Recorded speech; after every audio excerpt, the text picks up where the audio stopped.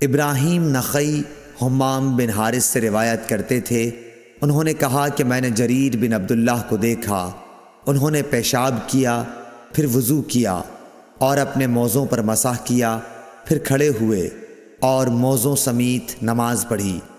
آپ سے جب اس کے متعلق پوچھا گیا تو فرمایا کہ میں نے نبی کریم صلی اللہ علیہ وسلم کو ایسا ہی کرتے دیکھا ہے۔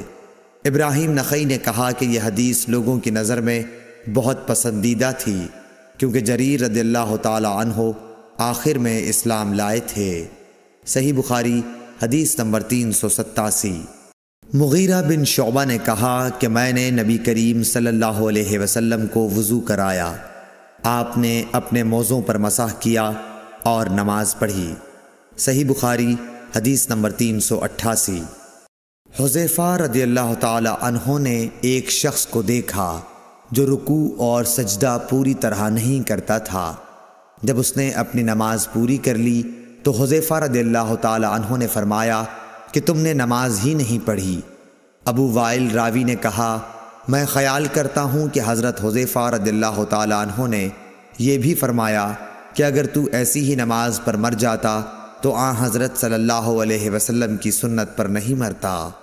صحیح بخاری حدیث نمبر 389۔ عبداللہ بن مالک بن بحینہ سے روایت ہے کہ نبی کریم صلی اللہ علیہ وسلم جب نماز پڑھتے تو اپنے بازوؤں کے درمیان اس قدر کشادگی کر دیتے کہ دونوں بغلوں کی سفیدی ظاہر ہونے لگتی تھی۔ اور لیث نے یوں کہا کہ مجھ سے جعفر بن ربیعہ نے اسی طرح حدیث بیان کی۔ صحیح بخاری حدیث نمبر 390۔ انس بن مالک رضی اللہ تعالی عنہ نے کہا کہ رسول اللہ صلی اللہ علیہ وسلم نے فرمایا، جس نے ہماری طرح نماز پڑھی اور ہماری طرح قبلے کی طرف منہ کیا اور ہمارے ذبیحہ کو کھایا تو وہ مسلمان ہے، جس کے لیے اللہ اور اس کے رسول کی پناہ ہے، پس تم اللہ کے ساتھ اس کی دی ہوئی پناہ میں خیانت نہ کرو۔ صحیح بخاری حدیث نمبر 391۔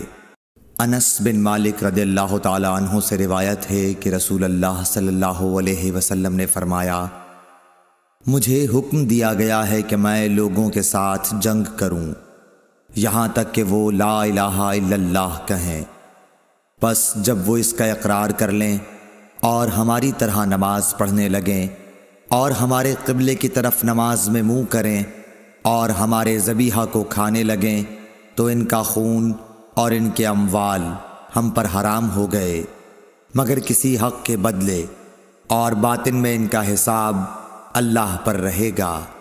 صحیح بخاری حدیث نمبر 392۔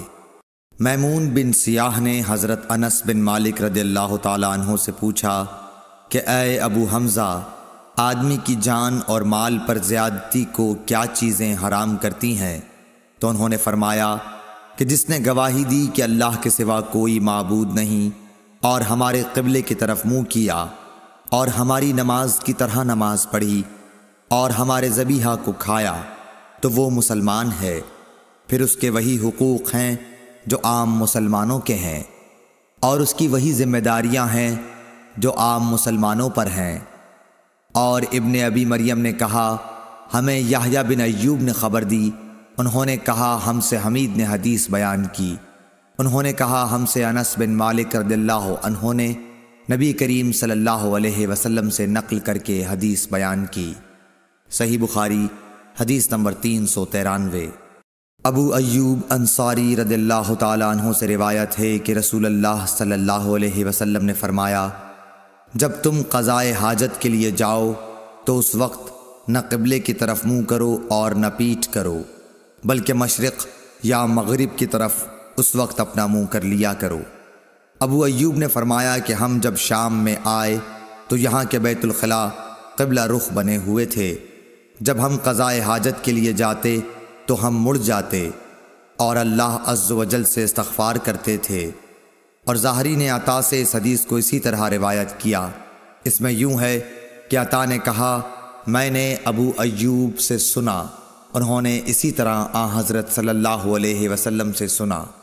صحیح بخاری حدیث نمبر 394۔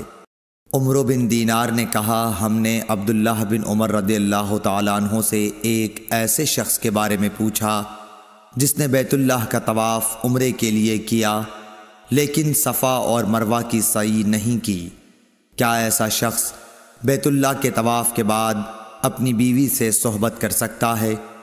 آپ نے جواب دیا کہ نبی کریم صلی اللہ علیہ وسلم تشریف لائے، آپ نے 7 مرتبہ بیت اللہ کا طواف کیا اور مقام ابراہیم کے پاس 2 رکعت نماز پڑھی، پھر صفا اور مروہ کی سعی کی، اور تمہارے لیے نبی کریم صلی اللہ علیہ وسلم کی زندگی بہترین نمونہ ہے۔